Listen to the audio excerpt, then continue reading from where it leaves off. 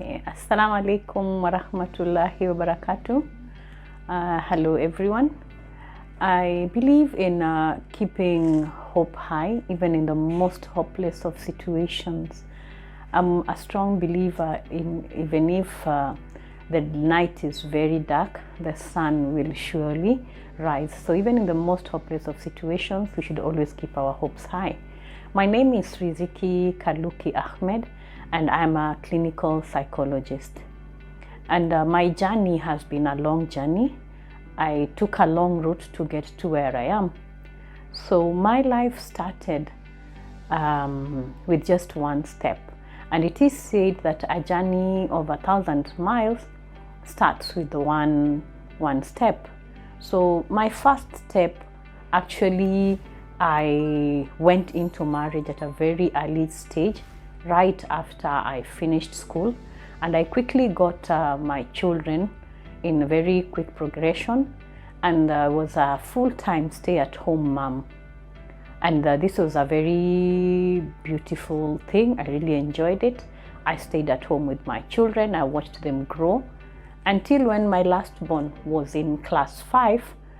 I had this strong feeling that there was something I needed to achieve, something I needed to fulfill. It was always in my heart and a strong stirring. So I decided to take my first step and stepped out of the home and went to college. And I went to study in a KHA, Kindergarten Headmistress Association, which was a training for a diploma in education in early childhood within the British curriculum. This was a very intense course, and it needed a lot of my time. And remember, I was used to being a full-time mom, and here I was as a student in a very intense class.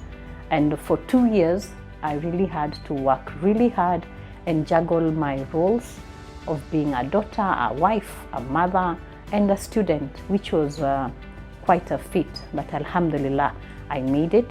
I graduated, and I started teaching at Kestrel Manor School.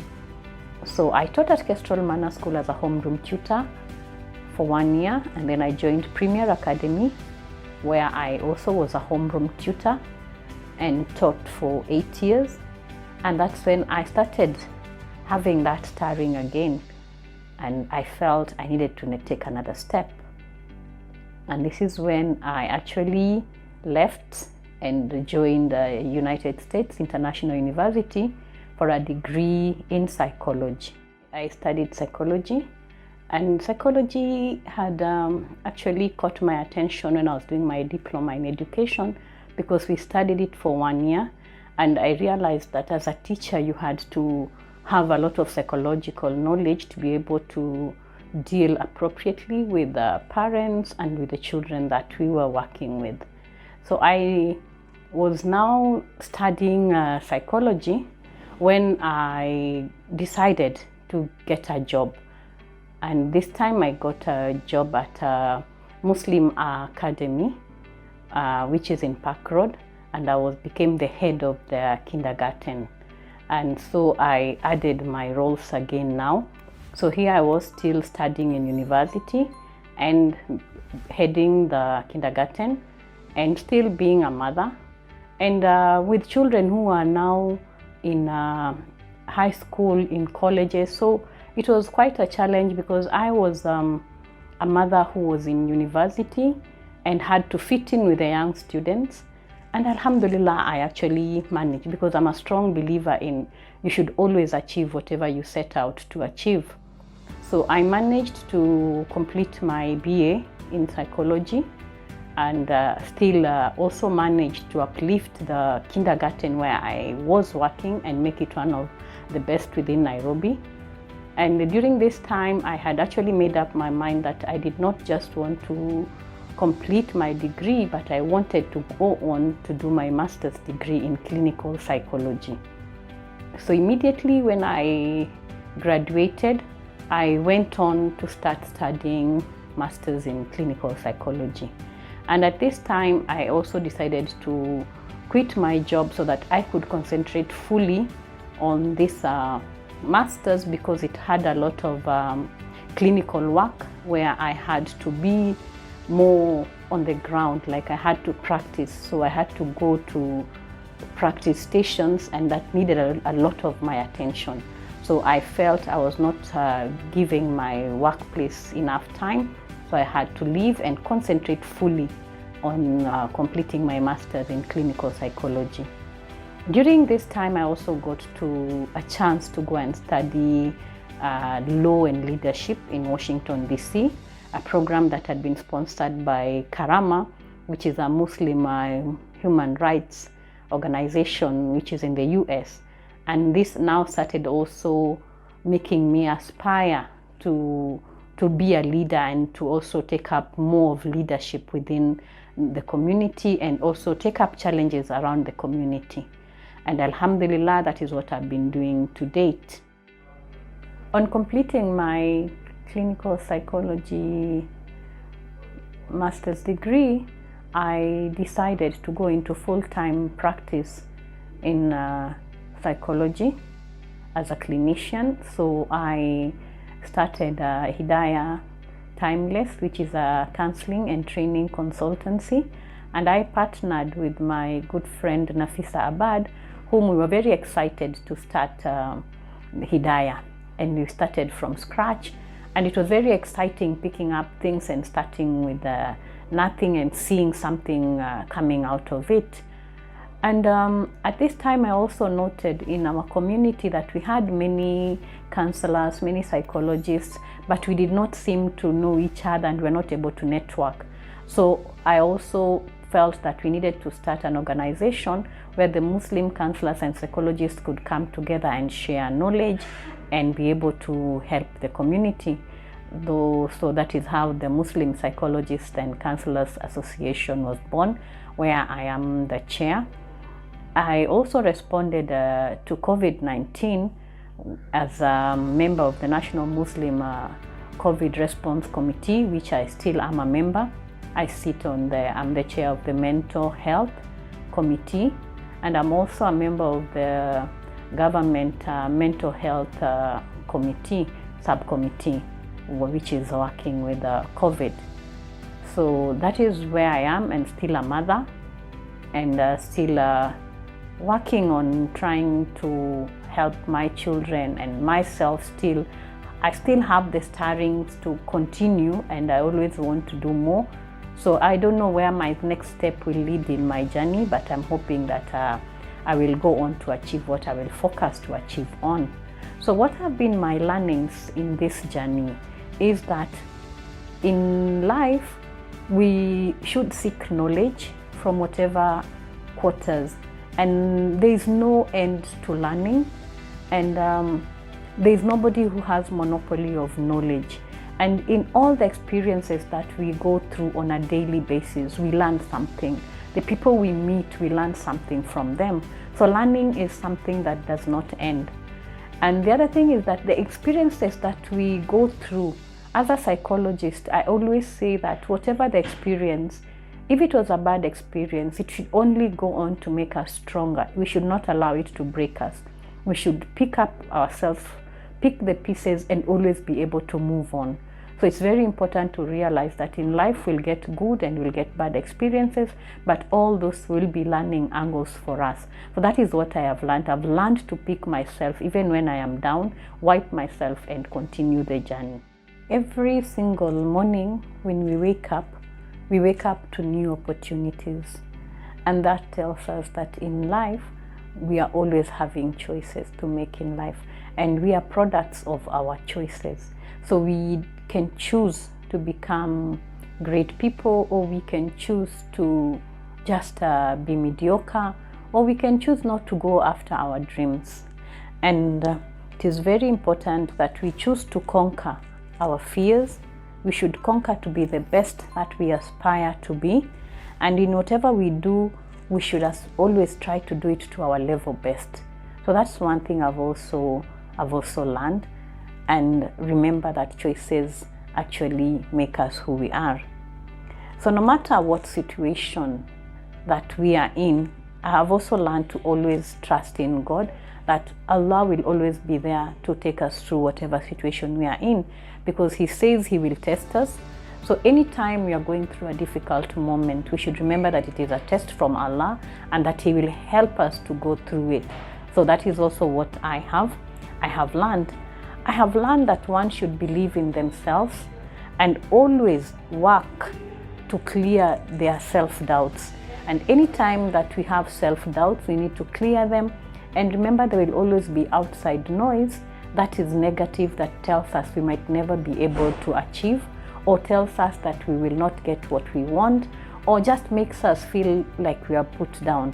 So shut the outside noise, concentrate on that inner positive voice that tells you can do it, and keep believing that you can do it. And that is one thing that I use and I have learned. I have also learned that if you don't set to achieve something, you're not likely to achieve it. So you must set yourself some goals that you really want to achieve, so that you attract or even work towards achieving them. So it's very important that we always have goals we are working on that we want to achieve. What have been my secrets of success? My greatest secret of success is my belief in Allah.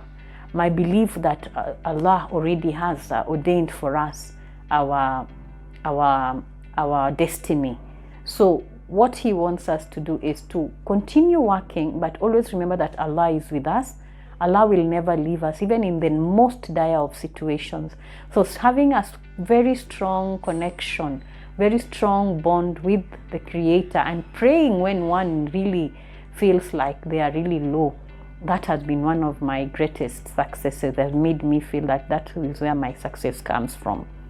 I have a habit of writing down my goals, writing down what I need to achieve within that week, within that month, and setting small goals and big goals, and always working towards achieving these goals, and asking myself, what are the obstacles towards these goals? What are the things that can lead me towards these goals? So that is very, very important. So it is like when you're cooking, if you do not have the key ingredients, you cannot cook. So one of the key ingredients I have learned when I'm setting goals is having the right set of mind, the right attitude towards what I want to achieve. So attitude is very, very important, and that is one of my lessons of success. My other lesson of success is that always partner with people. Always work with other people. Remember that the people you work with will bring in strengths that you do not have. So concentrate on working with people. You have your strengths, they have their strengths. And once we join our strengths, we are able to achieve much more than we thought we could achieve. So that is one of the things I've learned in my life as the successes, that you have to work with other people. For you to be successful, you cannot work alone. You have to work with other people. So the challenges that I feel I have faced in life is, one, being a mother, a stay-at-home mother, and joining the professional field and still trying to be a mother and being a professional. That has been quite a challenge, juggling those roles. At times I feel I don't give my family enough time, and at times I feel my work needs more time. So balancing that is not very easy, but it's something I'm still working on. Two, the challenge I also feel I face is that I'm in the field of mental health, and mental health carries a lot of stigma. Even somebody does not understand why they would need to come and see a therapist, sit down with somebody and talk about their issues. And it's seen as a Western thing. It's not something African. It's not something people want to engage. Though slowly we feel we are getting there, but it's still a challenge. Like, the stigma is still very high. People don't talk about suicide. People don't talk about mental illness. So getting even clients who want to be treated at times can be quite a challenge, and we really are still struggling with that. And also big decisions, like me having to quit my job to start Hidayah. That was a big decision, because I had to leave paid salary and come out here into the field where you work not knowing what will come out of it, how much will you earn at the end of the month, and still, because I am dedicated to this field of mental health, still continue working on it to date. So I really feel these are challenges I am facing, but I'm able to continue dealing with them, and alhamdulillah, I feel I'm achieving what I would love to achieve. So the pointers I would like to share are that one has to stay focused, one has to be consistent. You cannot start something today and after 1 year you say you feel it's not working, it's not good. You become consistent with what you're doing for it to become successful. So focus and consistency is of utmost importance. Always stay humble. Don't become overconfident in whatever that you're doing. Confidence is good, but don't be overconfident. Be humble, relate with everybody with good manners and with good character. That is what I believe. And also, it is never too late to pursue that dream. So any one of us here who has a dream that you still feel you need to pursue, it's never too late to start that first step. Remember, I started my first step after being a mom for over 15 years just in the house. So any one of us here today, if you feel there's something you need to do, please take that first step. Don't wait. And always give back to the community. The community that we are in, the community that is who we are. Let us not forget that community. Always give back whatever you have learned, whatever skills you have, use them back to your community. It is said that a candle lighting another candle will not make it lose its light, and that is by Keller. So we must also remember that with everything we do, let's put God first. Let's trust that God will see us through. Remember that God is a listener to every conversation that we are in, and every action that we take, God is recording it. So once we have that in mind, we'll always aspire to do the right thing.